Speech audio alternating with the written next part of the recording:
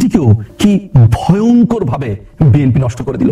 একবার ভাবুন তো, বিএনপি যদি বিচারপতিদের বয়স বাড়ানোর মতো ওই কূট সিদ্ধান্ত, ওই নোংরা সিদ্ধান্তটুকু না নিত, তাহলে কি আজকের রাজনীতিতে আপনি তত্ত্বাবধায়ক সরকার বা 111 এগুলো নিয়ে আপনাকে কথা বলতে হতো? তাহলে আপনি কেন বিএনপিকে এই প্রশ্ন করছেন না যে তাই তো আপনি বিচারপতিদের বয়স বাড়িয়ে আপনার মনোনীত বিচারপতি হাসানকে তত্ত্বাবধায়ক সরকারের উপদেষ্টা করতে চেয়েছিলেন?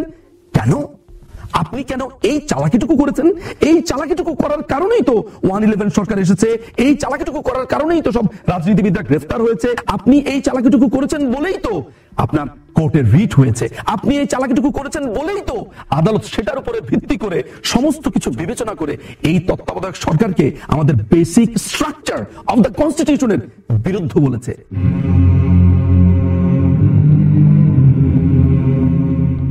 বাংলাদেশের রাজনীতিতে গত 3টি দশক ধরে তত্ত্বাবধায়ক সরকার বা কেয়ারটেকার গভর্নমেন্ট একটি বহুল চর্চিত বিষয়।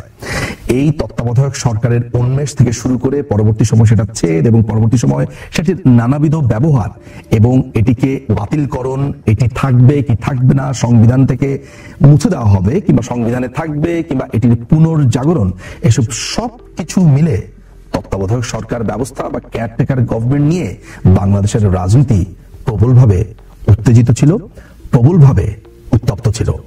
ইনফ্যাক্ট 2024 সালের 7 জানুয়ারি দ্বাদশ জাতীয় সংসদ নির্বাচনে এই কেয়ারটেকার গভর্নমেন্ট এটি ছিল আলোচনার অন্যতম বিষয়বস্তু। বাংলাদেশের একটি বৃহৎ রাজনৈতিক দল বলে দাবি করা বাংলাদেশ জাতীয়তাবাদী দল ওরফে বিএনপি বারবার বলে এসেছে যে তত্ত্বাবধায়ক সরকার ব্যবস্থা ছাড়া তারা নির্বাচনে যাবে না এবং এই ব্যবস্থার প্রতি তাদের পূর্ণ আস্থা আছে। কিন্তু যখন এই তত্ত্বাবধায়ক সরকার ব্যবস্থার উন্মেষ ঘটেছিল, অর্থাৎ বাংলাদেশ আওয়ামী লীগ যখন এই তত্ত্বাবধায়ক ব্যবস্থা প্রবর্তনের জন্য আন্দোলন সংগ্রাম করেছিল, সে সময় এই বাংলাদেশ জাতীয়তাবাদী দল বিএনপি বলেছিল পাগল ও শিশু ছাড়া বাংলাদেশের কেউ নিরপেক্ষ নয় এবং তত্ত্বাবধায়ক সরকার ব্যবস্থা তারা প্রবর্তন করতে চায়নি। আর প্রবর্তন করতে চায়নি বলেই 1996 সালের 15ই ফেব্রুয়ারি তারা একতরফা নির্বাচন করেছিল। পরবর্তী সময় বাংলাদেশ আওয়ামী লীগ, জাতীয় পার্টি এবং নানাবিধ বাম দল যারা রয়েছে বাংলাদেশে, তাদের সম্মিলিত আন্দোলনের ফলে তত্ত্বাবধায়ক ব্যবস্থা প্রবর্তিত হয়। পরবর্তী সময় এই তত্ত্বাবধায়ক সরকার ব্যবস্থার কি হলো সেটি নিয়েই আজকের এই ভিডিও। তত্ত্বাবধায়ক সরকারের বিষয়াদি যখন সামনে চলে আসে তখন বেশিরভাগ মানুষই এই সময় বলে থাকেন যে বাংলাদেশ আওয়ামী লীগ তত্ত্বাবধায়ক সরকার প্রবর্তনের প্রথম সারির রাজনৈতিক দল হলেও পরবর্তী সময় তারাই এই তত্ত্বাবধায়ক সরকার বাতিল করেছে। এই কথাটা কতটুকু সত্য? আমাদের কাছে যা এভিডেন্স রয়েছে, আমরা যা জানি সেটি হচ্ছে তত্ত্বাবধায়ক ব্যবস্থা আদালতের মাধ্যমে বাতিল হয়েছে। কিন্তু আমাদের এটা দেখার বিষয় হচ্ছে যে এই তত্ত্বাবধায়ক সরকারের এত সংগ্রাম, এত কিছুর পরে কি এমন ঘটনা ঘটেছিল যেটির কারণে তত্ত্বাবধায়ক সরকারকে বাদ দিতে হলো। আমরা এই ভিডিওর পরবর্তী অংশগুলোতে সেগুলো ধাপে ধাপে জানবো। আপনাদেরকে এটি বলে নেওয়া ভালো যে 90 দশকের মাঝামাঝি সময় তত্ত্বাবধায়ক সরকার ব্যবস্থা প্রবর্তনের জন্য বাংলাদেশ আওয়ামী লীগের তরফ থেকে দাবি ওঠে। এই দাবির তীব্রতা প্রকাশ পায় যখন 1994 সালে মাগুরা 2 আসনের উপনির্বাচন সংগঠিত হয়। সেই উপনির্বাচনে এমন ভাবে কারচুপি করা হয় এবং ভোট রিগিং এর এমন নজির তৈরি করা হয় যে সময় বাংলাদেশের আপামর জনতা বা সাধারণ মানুষ উপলব্ধি করতে পেরেছিল যে এই তত্ত্বাবধায়ক সরকার ব্যবস্থার প্রচলন ছাড়া সুষ্ঠু নির্বাচন সম্ভব নয়। পরবর্তী সময়ে বিভিন্ন আন্দোলন সংগ্রামের মধ্য দিয়ে তত্ত্বাবধায়ক সরকার ব্যবস্থা বাংলাদেশে প্রবর্তিত হয় 1996 সালের 1 নং আইনের মাধ্যমে। এত সংগ্রামের মধ্য দিয়ে বা এত ঘটনার মধ্য দিয়ে তত্ত্বাবধায়ক সরকার আসবার পরে কি হয়েছিল আমরা সেটি জানতে হলেও কিছু ইতিহাসের দিকে নজর দিব। 2001 সালে বাংলাদেশ আওয়ামী লীগ তাদের ক্ষমতার শেষে যখন সেটি হস্তান্তর করে, 2001 সালের 2 অক্টোবর তত্ত্বাবধায়ক সরকারের মাধ্যমেই জাতীয় সংসদ অনুষ্ঠিত হয়। এই জাতীয় সংসদ নির্বাচনের ফলে বিএনপি অর্থাৎ বাংলাদেশ জাতীয়তাবাদী দল সরকার গঠন করে এবং সেই সরকার চলছিল। তৎকালীন বিএনপি সরকার 2004 সালের মে মাসে একটি সংশোধনী বিল সংসদে আনে। সেই পরিবর্তনগুলো বা সেই সংশোধনীগুলো কি ছিল? সংরক্ষিত মহিলা আসনের যে 30টি আসন সংরক্ষিত ছিল সেটিকে 45-এ উন্নীতকরণ এবং বাংলাদেশের যেই উচ্চ আদালতের বিচারপতি রয়েছে তাদের বয়স অর্থাৎ তাদের অবসরের বয়স 65 থেকে 67-তে করে নিয়ে আসা হয়। আপাত দৃষ্টিতে মনে হতে পারে যে নারীদের 30 আসন থেকে 45 আসন করা এবং বিচারপতিদের বয়স 65 থেকে 67 অর্থাৎ তাদের অবসরের বয়স 2 বছর বাড়িয়েছে, তাদের সমস্যা কোথায়? সমস্যাটা অনেক গভীরে।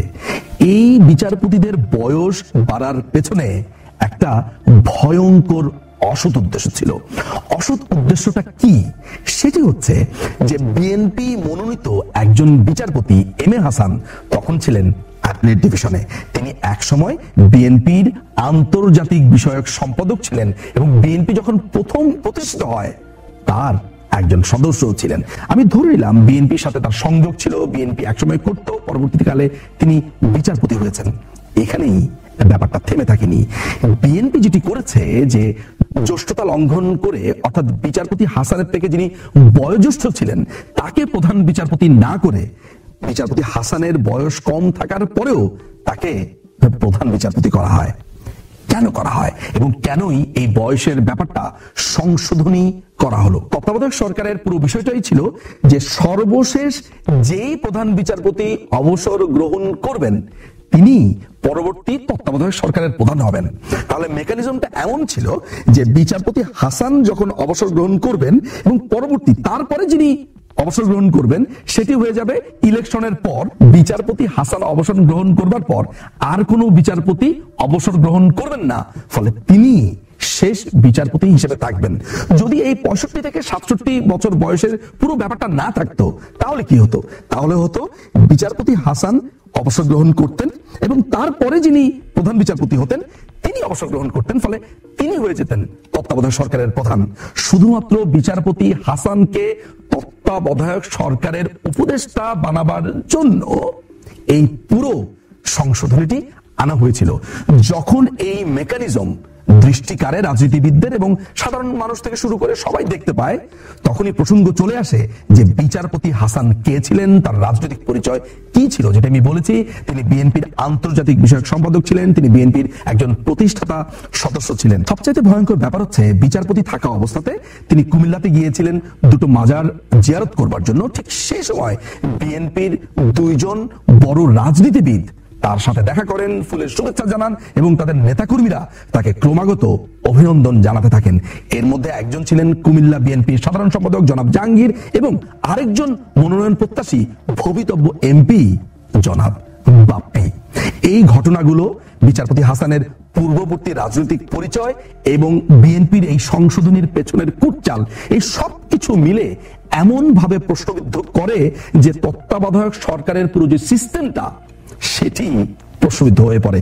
অথচ তত্ত্বাবধায়ক সরকার ব্যবস্থা আনা হয়েছিল এমন যে একটি দল যখন ক্ষমতায় থাকবে, তাদের ক্ষমতা যখন মেয়াদ শেষ হবে, তখন একজন নিউট্রাল ব্যক্তিবর্গ আসবেন যারা শুধুমাত্র 3টি মাসের জন্য এসে এই নির্বাচনকে পরিচালনা করবেন, যাতে করে নির্বাচন নিয়ে কোনো প্রশ্ন না আসতে পারে।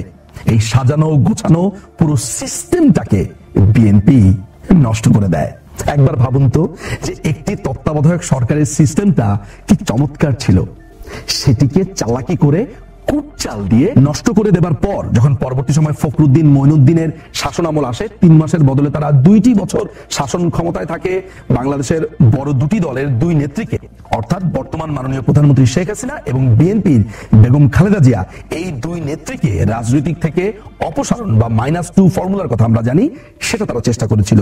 বিভিন্ন রাজনীতিবিদের বিরুদ্ধে ভুয়া মামলা, নানান ধরনের হয়রানি তারা করেছিল। অর্থাৎ যেই নষ্টটা বিএনপি তত্ত্বাবধায়ক সরকারের সিস্টেমে করেছিল সেটি তাদেরকে দংশন করে। এই যে আওয়ামী লীগকে আমি তীর বিদ্ধ করতে চাই, একবার নিজের বিবেকের কাছে প্রশ্ন করুন তো, আমি আপনাদেরকে এখন পর্যন্ত যা বলেছি নিজেকে প্রশ্ন করুন। তাই তো এই তত্ত্বাবধায়ক সরকার নষ্ট করলো কে? এই তত্ত্বাবধায়ক সরকারকে পুরো কলুষিত করেছিল বিএনপি। তত্ত্বাবধায়ক সরকারটুকু হয়েছিল বাংলাদেশের মতো এমন একটা রাজনৈতিক দেশে যেখানে কোনো বিষয়ে কোনো রাজনীতিবিদরা ঐক্যমত্যে পৌঁছাতে পারেন না। আমরা নানান ধরনের ঝঞ্ঝা বিক্ষুব্ধ সময় পার হয়ে একটা পার্টিকুলার ব্যাপারে আমরা একদিন ঐক্যমত্যে পৌঁছেছিলাম, সেটিকেও কি ভয়ঙ্কর ভাবে বিএনপি নষ্ট করে দিল। একবার ভাবুন তো, বিএনপি যদি বিচারপতিদের বয়স বাড়ানোর মতো ওই কূট সিদ্ধান্ত, ওই নোংরা সিদ্ধান্তটুকু না নিত, তাহলে কি আজকের রাজনীতিতে আপনি তত্ত্বাবধায়ক সরকার বা 111 এগুলো নিয়ে কি আপনাকে কথা বলতে হতো? তাহলে আপনি কেন বিএনপিকে এই প্রশ্ন করছেন না যে তাই তো আপনি বিচারপতিদের বয়স বাড়িয়ে আপনার মনোনীত বিচারপতি হাসানকে তত্ত্বাবধায়ক সরকারের উপদেষ্টা করতে চেয়েছিলেন? কেন আপনি কেন এই চালাকিটুকু করেছেন? এই চালাকিটুকু করার কারণেই তো 111 সরকার এসেছে, এই চালাকিটুকু করার কারণেই তো সব রাজনীতিবিদরা গ্রেফতার হয়েছে, এই চালাকিটুকু করার কারণেই তো আপনার 2 বছর ধরে একটি অনির্বাচিত সরকার ছিল। আপনি এই চালাকিটুকু করেছেন বলেই তো আপনার কোর্টের রিট হয়েছে, আপনি এই চালাকিটুকু করেছেন বলেই তো আদালত সেটার উপরে ভিত্তি করে সমস্ত কিছু বিবেচনা করে এই তত্ত্বাবধায়ক সরকারকে আমাদের বেসিক স্ট্রাকচার অফ দ্য কনস্টিটিউশনের বিরুদ্ধ বলেছে।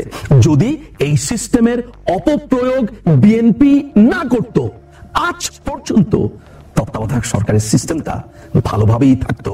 এখন আপনি ঘর পুড়িয়ে দিয়ে আপনি মানুষের কাছে গিয়ে বলছেন, দেখেন আমার ঘর পুড়িয়ে দেওয়া হয়েছে। ঘরটা পোড়ালো কে? আমি দর্শকদের কাছে শুধু একটা প্রশ্ন রেখে যাব, তত্ত্বাবধায়ক সরকার এই বিএনপি কেন নষ্ট করলো?